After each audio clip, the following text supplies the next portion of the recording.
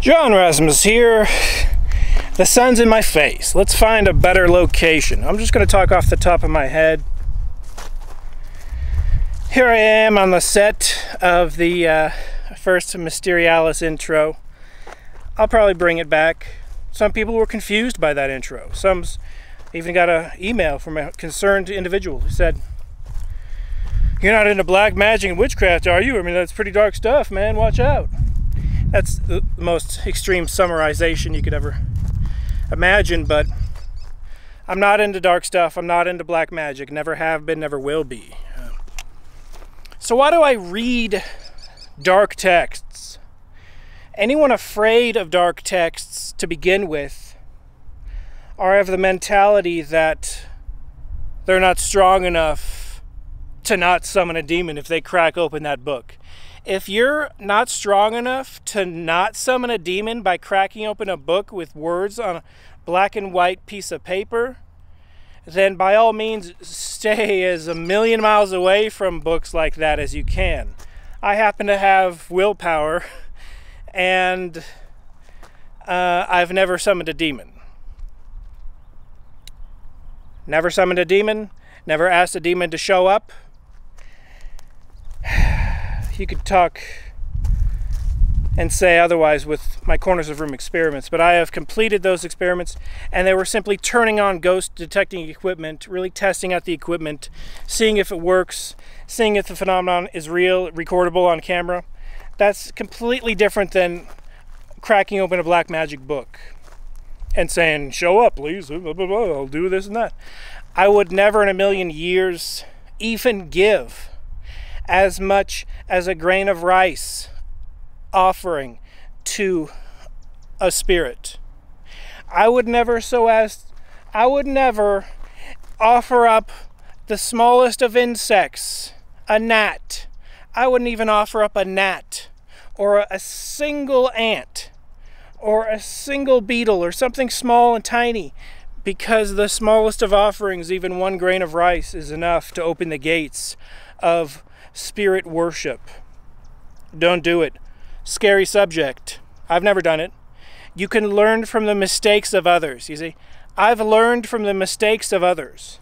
One time, that subject came up many years ago with someone, and I said, "Oh, I don't do drugs because I learned from the mistakes of others." See all those drug addicts over there? Even if there's a 1% chance I could become like that, addicted, that's enough of a seeing the aftermath, seeing what that person looks like, their life. And I know my hair grows crazy, so some people are going to say, "Oh, you're that." No, just a fan of Albert Einstein. Anyway, so I don't do drugs. And I said to the person, the reason why I don't do drugs is because I've learned from the mistakes of others. And the person laughed, and they literally said to me, and this is the first time I've ever seen this as a response to that. It's very common knowledge. You've heard it. You can learn from the mistakes of others. They said, "You can't learn from the mistakes of others. You learn from your own mistakes." And I was like, yeah, you can learn from your own mistakes if you're somewhat intelligent. But if you're smart, even smarter than that, more intelligent than that, you can learn from the mistakes of others and then never have to firsthand experience it. There is a saying that goes along with it. I can't remember it. A wise man learns from the mistakes of others. An idiot learns from his own mistakes. Something like that. So what's one mistake I've made that I can point out, my weaknesses? One mistake I've made is assuming people will believe me when I say I've had encounters with higher dimensional beings that dropped down from their dimension temporarily into our dimension. People don't believe you. Relatives, friends, they don't believe you. They're not going to believe you. It's too far out there for the non-believing mind, for the non-spiritual person. It's too far out there. And at least I've been able to find out immediately within seconds, really just how open-minded, spiritually speaking, someone is by how fast they reject my encounters. They weren't aliens landing in a spaceship. They were beings that have always been here, been recorded 1 billion times over by mankind in 1 billion books. And guess what? Some of those billions of books were telling the truth, and they weren't just fairy tales. They were real. So it kind of, I was bummed out and disappointed by the reactions of some people who claim to be religious, religiously are religious. They put on that front of spirituality, but religion and spirituality, as everyone can plainly see, are not the same thing. And they reject my story. Now, just because they rejected my story, it doesn't mean that I'm the end-all be-all of testing who's spiritual and who's not. They're just skeptical, like anyone else. But if they're skeptical to an extreme degree, they're atheist. There's no ifs, ands, or buts. They're beyond the agnostic wall into the die-hard atheist wall. Because it happened. I've talked about it many, many times. I actually recorded a video 2 days ago. And the audio cut out, which is why I'm wearing my lapel mic, and I try to make this mic work better. So I have 2 recorders. Who knows if it was a negative entity messing up the audio. I don't jump to the scapegoat of blaming the devil for everything. Humans make a lot of mistakes on their own. And faulty equipment is faulty equipment. Kind of reminds me of the old Shapeshifting, David Icke stuff. And it shapeshifts someone's eyes or face for a millisecond, and oh my gosh, that's proof they're a shapeshifter. You're ignorant of how technology works. And maybe in 100 years, the kids will be smart enough. That's not how technology works. So bye-bye, ancient dinosaur, with your not understanding how pixelization, how digital cameras record that information and translate it, and you upload it and reload it and upload it and convert it.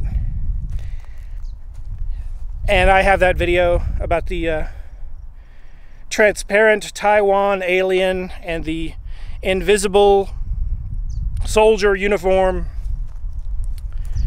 And it has a lot of views because people fight constantly. It's real, it's fake, it's real, it's fake, it's real, it's fake.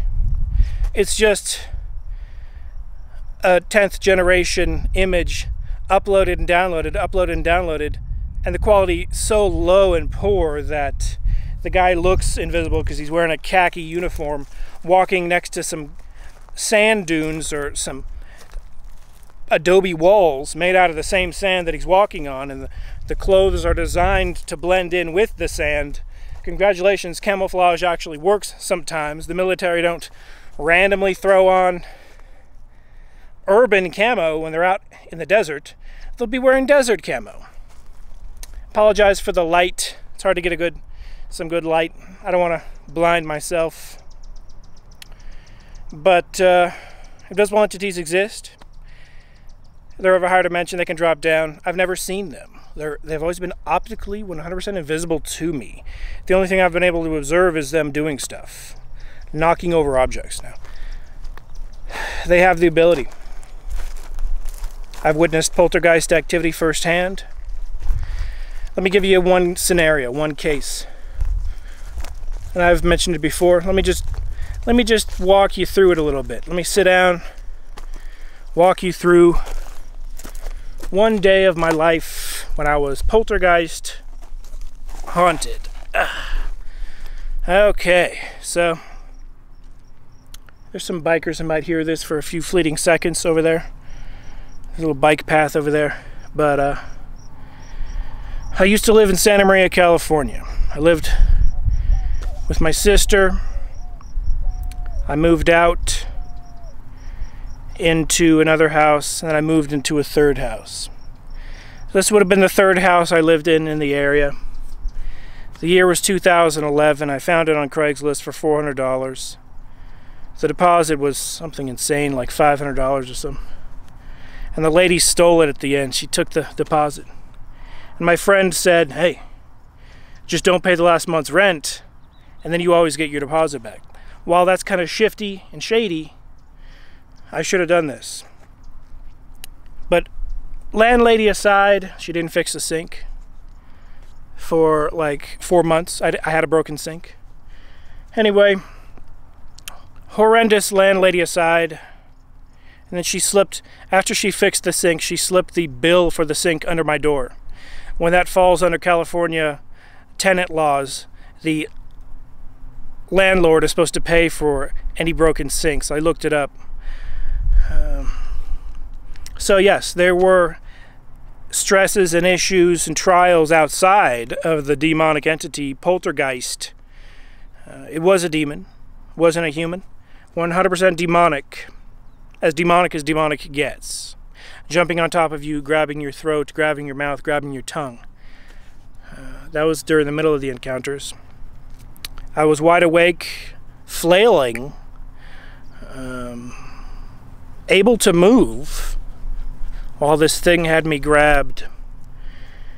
After about a minute or 2 minutes, it let go. But when you're in such a stressful environment, it could have been 20 seconds. But it was considerably a long period of time. When someone's grabbing your throat and your mouth and your tongue randomly, when you're wide awake, what happened was I flicked off the light, walked over to the bed, got on the bed. Even before I could put my head on the pillow, this thing jumps on me. And most definitely I called in God's name, in Jesus' name, and I couldn't say it with my tongue. It had my tongue bound, my mouth bound, and my throat bound. And I said Jesus' name in my head for probably 30 seconds. Probably a minute straight. It's hard to say, it's hard to judge in situations like that. It did let go to the part where I could barely talk, and then I said it with my mouth, in the name of Jesus Christ, get out of here. And it was gone for 1 hour, and then it came back. After the encounter, I turned on the light. I was like, wow, that's the worst this thing's ever done to me. Just thinking to myself, I'm not crazy. It happened. Let me tell you about one of the more prominent things that knocked over in my room. I was on my way home. I worked from 9 to 5, a very generic time frame, but that just happened to be the time frame I worked. I went to Taco Bell to get some dinner, and I can't exactly walk you through every step. I'm just giving you a general idea of what a typical day, this particular typical day, would have been like. Replace it with a different poltergeist encounter, and it would have been just similar. I get to Taco Bell. Normally I would just pick up the bag and go home and just eat it at home.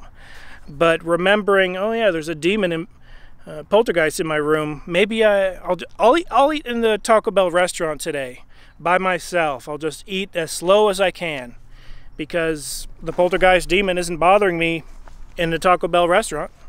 It's not bothering me at work. It's not bothering me in my car. But it most definitely was bothering me in that room I rented, the master bedroom. So I eat my burrito meal in the restaurant of Taco Bell. 2 miles away, I drive back to my room. Let's say it's 6:50 p.m. by this time. I unlock the door, I walk in.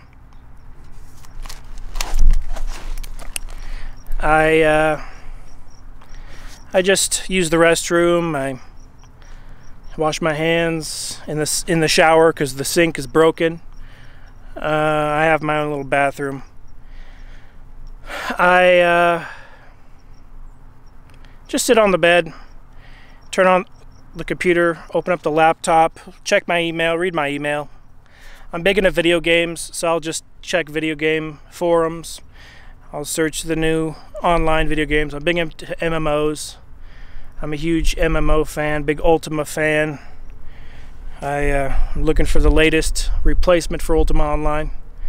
I've yet to find anything good. Legends of Aria, though, is a game I recently got. But let's just go back to 2011. I'm just on my laptop, literally just surfing the internet, usually game related. I'm not into black stuff. I'm not into dark black magic texts or anything like that. Matter of fact, by 2011, this particular time in my life, I had never purchased a single occult book in my life. I would say the darkest book I would have purchased would have been in my past. And it would have been one of the Montauk Project books, a time travel book having nothing to do with black magic, except for the co-author, Peter Moon, is big into black magic, clearly, because he's a big fan of Crowley. And even though it's about time travel, he slips in some Crowley facts and tries to parallel the Montauk Project with Crowley, as if that is any way related, just showing you how much he worships Crowley. He's just trying to interject his Crowleyisms in there. But that would have been my introduction to the occult, probably like the second or third Montauk book. I did buy the trilogy. The first one has, as far as I know, nothing like that. The second one a little bit, the third one a whole bunch. Even the cover looks very occult. But it's not considered an occult book. Back to 2011, surfing on my laptop, the poltergeist enters the room, in the corner of the room, making very prominent creaks in the corner of the room. Creak, creak, creak, creak, creak. Very loud, very obvious. Then it starts to play with something on my table, maybe a bottle of water with this much water in it. It wouldn't even touch a full bottle of water that's sealed, but it will most definitely, and there's bugs all around here, it would most definitely know what it had the ability to knock over. And in advance scheme as to what thing it's going to knock over for me next. It literally had intelligence, it had a personality. Its personality was that of like a dog wagging its tail, a monkey mischievously going through your stuff. Definitely animalistic. I couldn't see it, it's optically invisible. When it jumped on top of me in the middle of the encounters, very lightweight creature. The weight of a small chimpanzee, maybe a big monkey, maybe a big cat, maybe a small dog. It's hard to say, but you couldn't push it off. It's on you, there's weight on you, you couldn't push it off. I apologize, I think I swallowed a bug.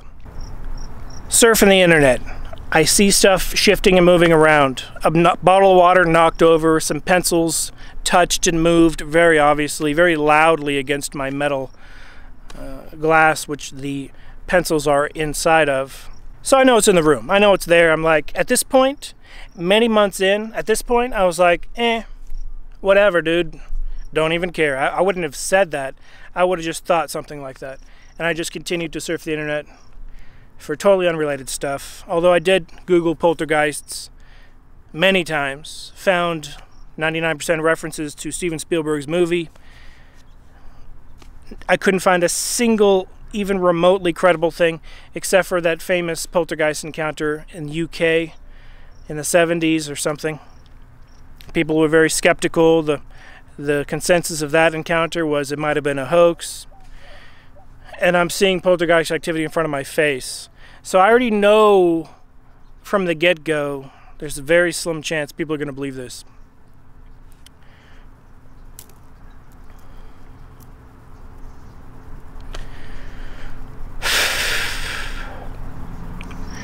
So it makes enough noise where, let's say it's 8 p.m. I get up out of the bed, I stand up, and I am pointed in the direction that it made a noise. That direction happened to be my closet. In front of the closet, there's a stack of about 4 boxes. They're fairly lightweight. I don't know if there's clothes in them. We're talking 5 pounds each. Fairly lightweight boxes. Cardboard boxes. And I'm about 5 feet away from these cardboard boxes. And I sense the entity is in that direction because I can hear it. I just might take a guess, like the Invisible Man. If the Invisible Man makes a noise here, he could easily walk over there and fool you as to where he is. Poltergeists are definitely like the Invisible Man, except they can walk through you, whereas the Invisible Man wouldn't have that ability. And it definitely walked through me. This spirit walked through me every single night like clockwork. I think to gauge where my spirit is at. I think to gauge, apologize for the bugs in my face, to gauge where my spirit is. I'm gonna have to stand up.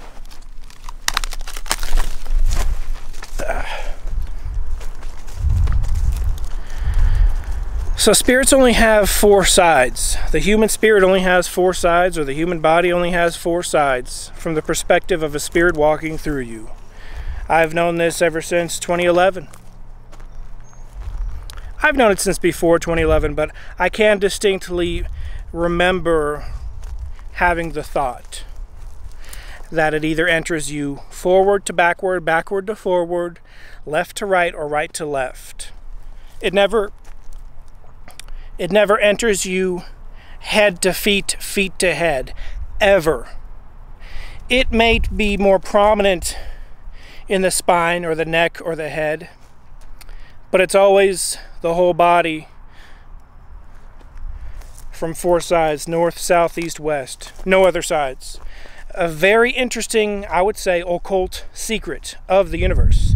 The human spirit only has 4 sides.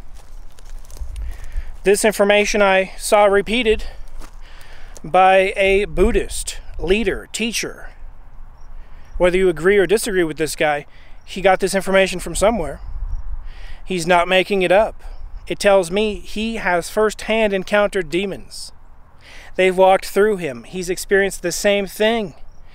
He said, as I repeated in another video, if it walks through him right to left, he'll point left and he'll say, "Keep on going, spirit." In my opinion, I would never do that ritual. I'm repeating information, but because when a spirit walks through me, I pretend it didn't happen.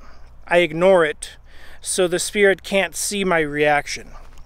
It's a paranoid thing that someone with my ability does, all right? I don't want 100,000 spirits following me, like characters in movies. Even though movies are fiction, they can still help you out with perhaps even ideas on strategies. These entities strategize above us in a dimension above us. Stacked on top of us are many dimensions. Even atheist theoretical quantum physicists will agree that perhaps beings can occupy dimensions above us, stacked on top of the membranes above us. Superstring theory supports this possibility. Back to the boxes story. I'm standing 5 feet away from the boxes. I sense because I hear a creak, but I also seem to have some ability to sense, actually feel that it's in this direction. I'm just using my intuition at this point, and I sense it's right there, but then again, I'm probably also relying on my ears, having heard something come from right there. So I point in the direction of these boxes and I say, "Hey, get out of my room, get out of here." And I say, "In the name of Jesus Christ, get out of here." And 2 seconds after I say that, 2 seconds, 2 boxes knock over 5 feet away from me. These boxes knock over violently, like they were kicked over while the entity's leaving. It's like while the entity's on its way out, it's like, F you. It knocks over the boxes. And of course, as always, the entity came back 1 hour later. A secret that isn't mentioned in too many places, with true, authentic poltergeist victims, experiencers. And that is me. I'm an authentic witness to poltergeist activity. It is real. I was able to determine the personality of the being. Had nothing to do with me. Any human that falls into a trap that, oh, it's some psychokinesis, some type of telekinesis, some type of, oh, you have the ability, it's just a youthful, whew. No, those are all lies and cover stories created by probably the deceiver to hide the fact that poltergeist demons are demons. They're demonic entities that play trickster games with humans, period. The thing didn't seem to have too much of an intelligence level. It seemed pretty dumb. All right, I'm going to say that off the bat. But it could understand English, because I made that "you're as strong as my pinky finger, my index finger at best" joke to it, to which a few months later it flicked me on the forehead really strongly. So clearly these entities can understand English. They could understand every language. They're older than all of us. From the perspective of having a memory of the entire planet Earth, most likely. Yes, I will dive into texts that talk about them here and there, but my encounters are first-hand. First-hand encounters. It happened, it's real. What's the takeaway from the encounters? Well, the 1 hour rule. It coming back every hour after I kick it out. 1 hour later. It seemingly not being there until the evening. They prefer the night, they prefer the dark, most definitely.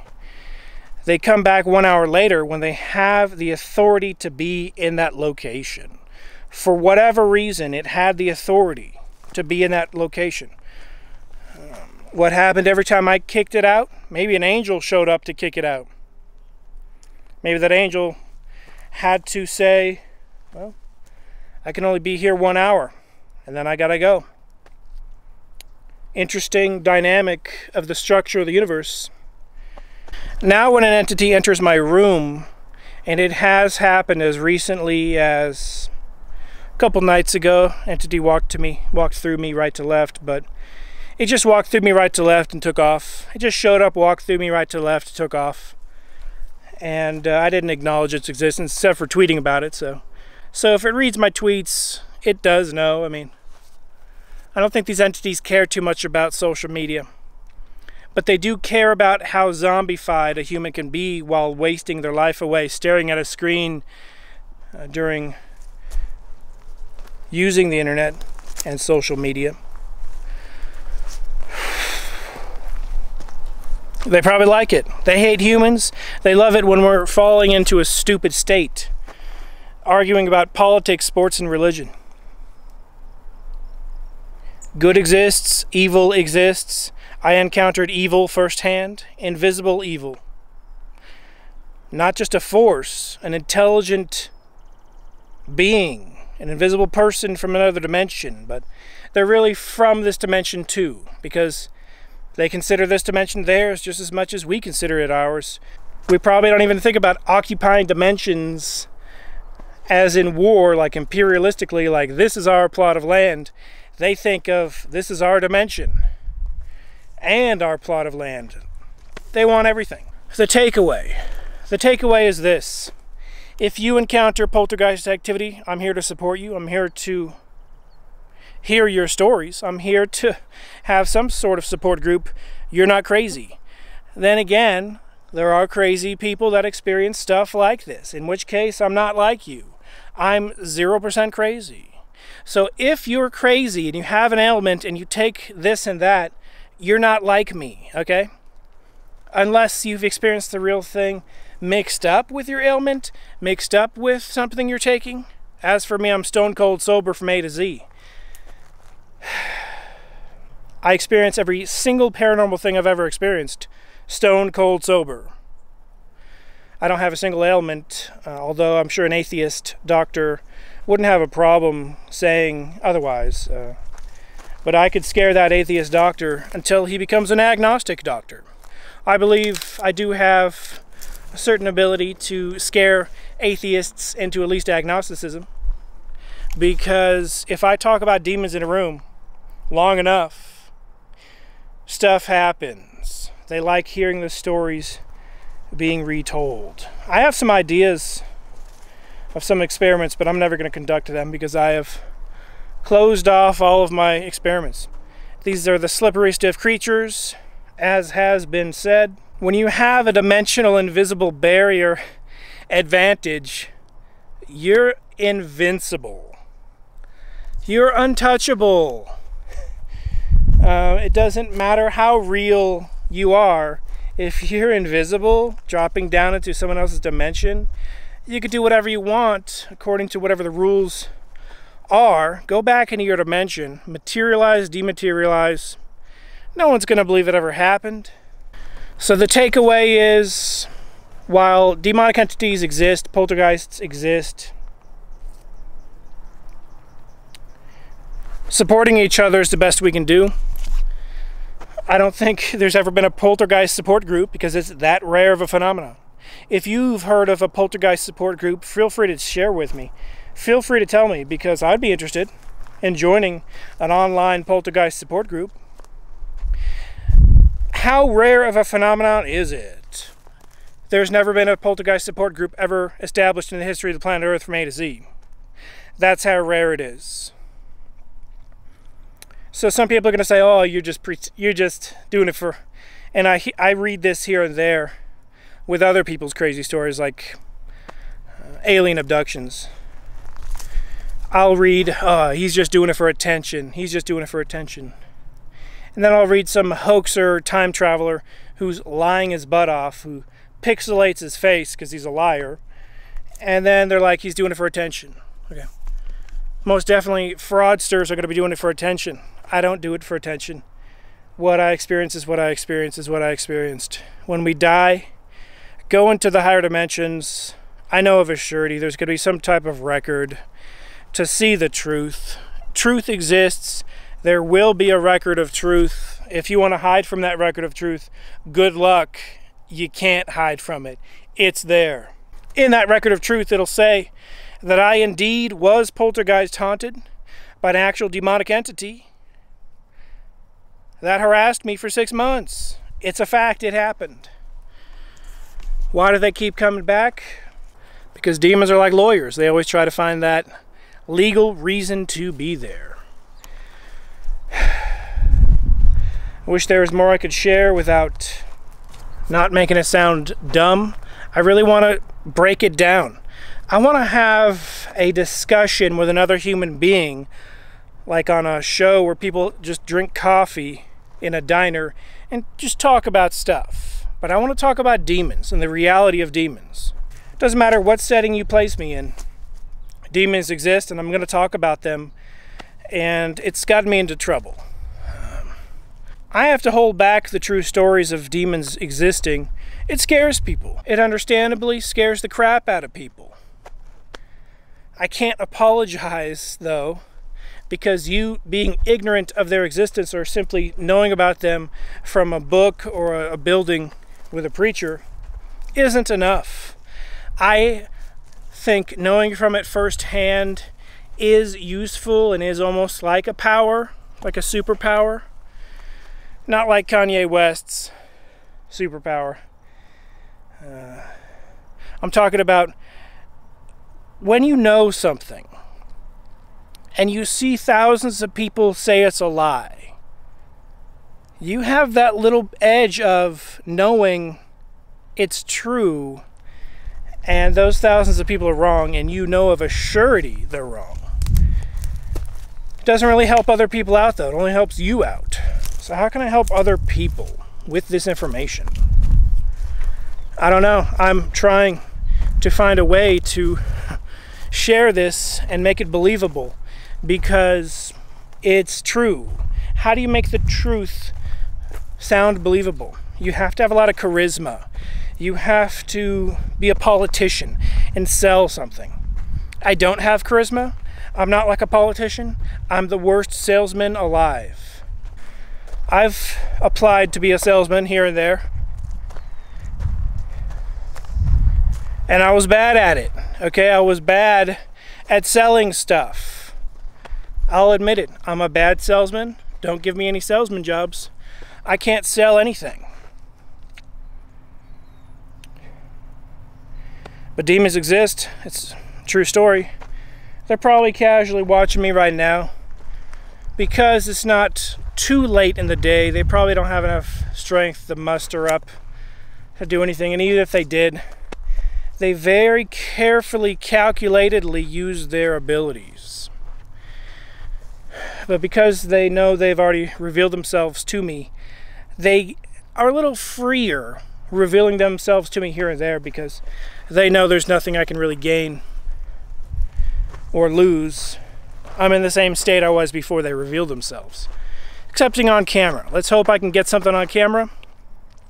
If I can't get anything on camera, it's because they calculate, know when I'm turning on the camera, know when I'm turning off the camera. Demons don't necessarily jump out of the shadows 1 second after I turn off the camera. They'll jump out of the shadows like 12 hours after I turn off the camera, when I'm trying to sleep. But it's only because they prefer the night. It has nothing to do with sleeping. Although, sleep, I guess I can share this. The human bed. The human bed is shaped kind of like an altar of olden times. An altar where they would sacrifice someone. But demonic entities see our beds as altars of the human altars. When we go to bed, maybe we do shift out of our body. Maybe our spirits do shift out of our body an inch or so. And therefore we are attackable. When we shift out of our body a little bit, we are attackable. Because they are spirits, they can attack our spirit. What will happen is we'll have a lucid dream, a nightmare, or a jolt. And I think that jolt is our spirit popping back in our body. That's what I think it is. The human bed is an altar that the demons seem to gather around. They know it's a weak spot for humans. They're strong at night. We're sleeping at night. It's a combination for them taking advantage of us during that situation. Stay tuned. More episodes coming soon. I thank you for watching. This has been John Razimus with Mysterialis, just talking off the top of my head. Don't forget to watch my last video. I only spent hundreds of dollars on my last video.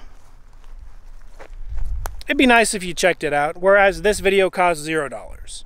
So this video costing $0, you will see this video will get more views than my last video that cost 200 bucks. Don't become a YouTuber, it's not worth it.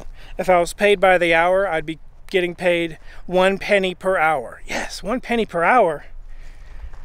Working in a third world country, doing anything, absolutely anything, will make more money than a YouTuber will make on YouTube if they got paid per the hour. Unless they're a rare scenario of being a supermodel that uploads from their iPhone with 0 editing, getting 1 million views. Unfortunately, not all of us can be supermodels, uploading from our iPhone with 0 editing, getting millions of views. Not a big deal. But I'll tell you one thing, a poltergeist is probably not going to reveal themselves to a supermodel, because they would immediately have such an impact on the subject. People would actually watch it. Whereas people aren't watching me, except for the few that seek truth or stumbled upon my channel one way or another. I try to share truth, reveal truth, focus on truth. More investigations coming soon. I'm editing the pirate episode. It's going to be a full-blown 2-hour documentary. I'll edit a couple other episodes. I'm getting winded here. But until next time, thank you for watching. This has been John Razimus. Be seeing you.